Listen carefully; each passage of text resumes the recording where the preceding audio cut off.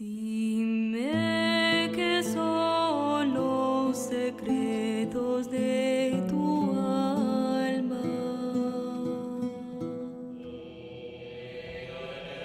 Dime cuál es el camino de tu divino amor.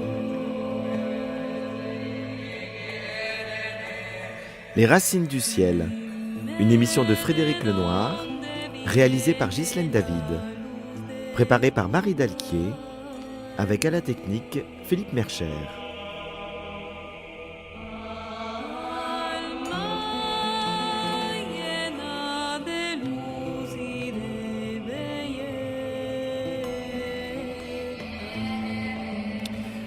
Aujourd'hui, je reçois notre chroniqueuse habituelle, Lélie Anvar, qui va nous parler de Rumi.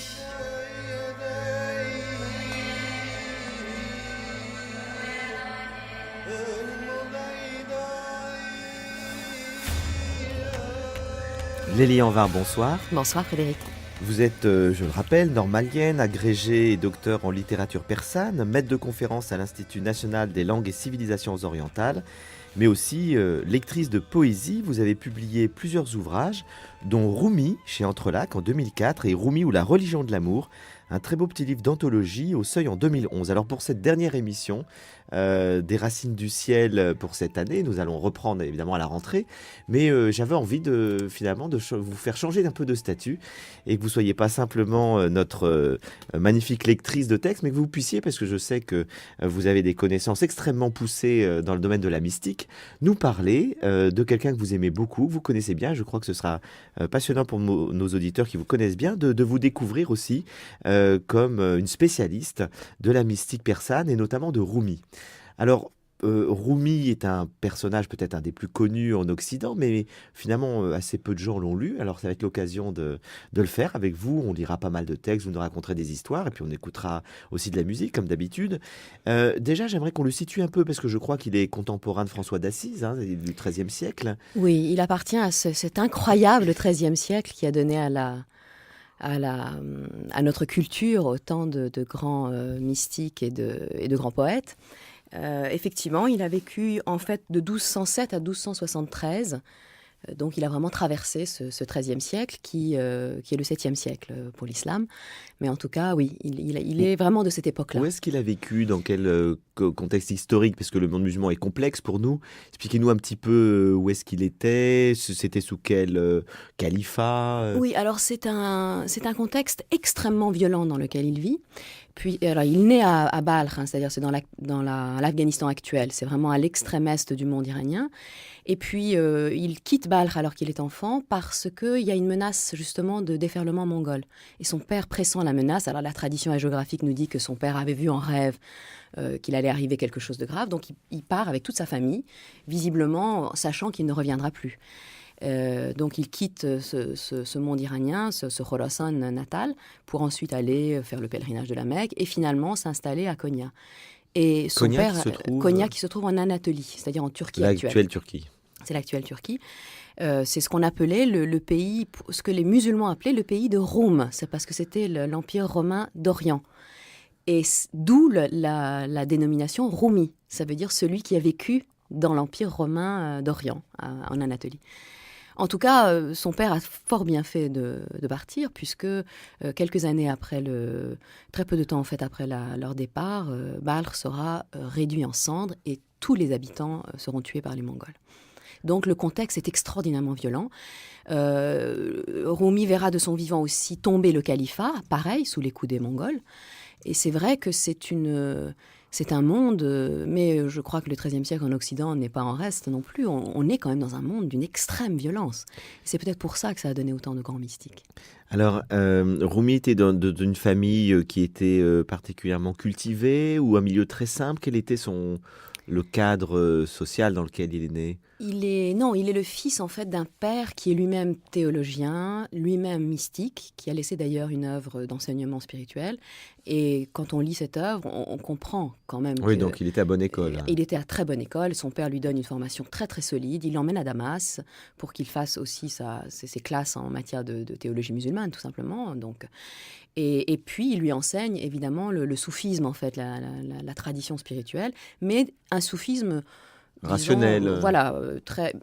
Non, je dirais pas rationnel, parce qu'il est quand même très visionnaire, mais un soufisme qu'on appelle le soufisme de la sobriété, par opposition au soufisme de l'ébriété, auquel il sera initié quelques années plus tard par donc son Alors, grand quel maître. va être le déclic quelle va être la première expérience bouleversante qui va le faire sortir simplement d'un étudiant, fils d'un théologien, et qu'est-ce qui va faire de lui un mystique? Quelle est cette Alors en expérience fait, fondatrice? c'est une expérience qui va lui arriver juste avant qu'il ait 40 ans. Son père est déjà mort et il est lui-même maître. C'est-à-dire qu'il a Il des a des disciples. disciples, voilà, c'est un grand théologien, c'est un mystique, etc. Mais bon teint, il n'est pas encore poète. Et un beau jour, va débarquer un personnage, alors pour le coup, un derviche errant, pas du tout quelqu'un de connu dans les cercles de la théologie ou des sciences, ce qu'on appelle les Elohiyot, ça veut dire les sciences divines, en fait, hein, donc, qui regroupent à la fois la spiritualité et la théologie. Ce personnage, c'est vraiment un derviche errant. C'est vraiment, on en a parlé d'ailleurs, je crois, ici, de ces personnages de derviches errants qui vont de ville en ville, qui n'ont pas de métier particulier et qui éveillent, qui sont des éveilleurs de conscience en quelque sorte. Ce personnage s'appelle Shams. Shams, c'est un prénom très classique, mais qui signifie quand même soleil. Et évidemment, après, il va jouer sur le nom de ce personnage. Et Shams, c'est quelqu'un d'incroyable parce que il arrive, il rencontre Rumi, il lui pose une question sur une question assez classique en fait dans le soufisme. Et en entendant cette question, Rumi entre dans une sorte de commotion et il s'évanouit. En réalité, plus tard, il expliquera que dans cette rencontre, il a vu dans Shams, en réalité, une manifestation théophanique. Et c'est ça qui l'a fait s'évanouir. Et ça va complètement Qu'est-ce que changer vous sa appelez vie. une manifestation théophanique, pour ceux qui ne connaissent pas ce mot? C'est-à-dire qu'il va voir manifester dans un être humain, Shams à l'époque a 60 ans, une soixantaine d'années, cette lumière divine. C'est-à-dire qu'il le dira même, hein, il dira « tu es mon soleil et tu es mon Dieu ». Il ira jusque-là. Ce qui peut paraître un peu hétérodoxe, c'est tout à fait hétérodoxe dans la tradition musulmane, mais il l'a quand même dit, et comme il était théologien, bon, c'est passé. Oui, un peu comme, on pourrait presque dire, les disciples du Christ après la résurrection, avaient le sentiment, effectivement, d'être devant un mystère divin, devant la personne du Christ, où en Inde, à travers le maître, les disciples voient souvent la manifestation de Dieu. Oui, absolument. Et je crois que c'est une expérience très, très importante, en fait, pour les grands mystiques. Je crois que, à sa façon, Thérèse d'Avila, par exemple, a eu cette expérience, ou Saint Jean de la Croix. Je crois que tous les grands mystiques, d'une manière ou d'une autre... Comment ça, ils n'ont pas rencontré alors, des Ils gens? n'ont peut-être pas rencontré des gens, mais je veux dire, à un moment, ils rencontrent le divin sous une forme. Alors, ça peut être sous la forme d'un être humain, ou ça peut être sous forme de lumière. Je crois que le thème de la rencontre est très important. C'est-à-dire qu'à un moment donné, quelqu'un va déchirer un voile. Quelqu'un ou un événement. Pour Moïse, c'est le buisson ardent, par exemple. Ce que je veux dire, c'est qu'il y a un déchirement qui se fait parce que l'âme s'ouvre à une forme de lumière. Et d'un coup, ça la transforme. Et Rumi parlera vraiment de cette rencontre comme d'un moment de transformation alchimique de son être. Il dira, d'ailleurs, il a un très célèbre poème dans lequel il dit « J'étais mort, je devins vivant, j'étais pleur, je devins rire. Le règne de l'amour est devenu, et je suis devenu un règne éternel. » Et dans tout ce poème, il va développer tous ces changements qui ont eu lieu en lui à la suite de cette rencontre avec Shams. C'est vraiment une commotion radicale. Et il fait, dans cette commotion radicale, l'expérience de l'amour aussi et surtout. Parce que c'est ça qui est le plus important. Oui, parce qu'il va avoir une relation, alors on peut dire une relation d'amitié, une relation, comment qualifier la relation d'amour qu'il a avec son maître? Parce qu'il en parle dans des termes tellement extrêmes, Oui. qu'on peut, même aujourd'hui, on se pose des questions, on se dit, Oui. mais est-ce que c'est une relation homosexuelle? Alors, relation homosexuelle, je peux vraiment dire avec quasi-certitude qu'il ne s'agit pas d'une relation homosexuelle. Pour différentes raisons. La première étant que il avait 40 ans et que Shams en avait 60.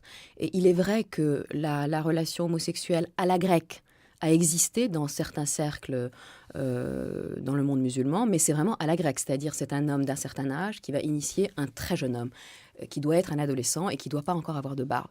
Sinon, c'est extrêmement mal vu. Et on ne peut pas imaginer qu'un spirituel, un théologien de la stature du Rumi ait pu être homosexuel à la barbe et vraiment littéralement à la barbe de tous ses disciples et être vénéré comme un saint si vraiment il y avait eu une relation de caractère charnel entre eux. Non, c'est vraiment une relation spirituelle. On le voit aussi dans les poèmes. On n'a même pas besoin d'avoir recours à la tradition pour le savoir.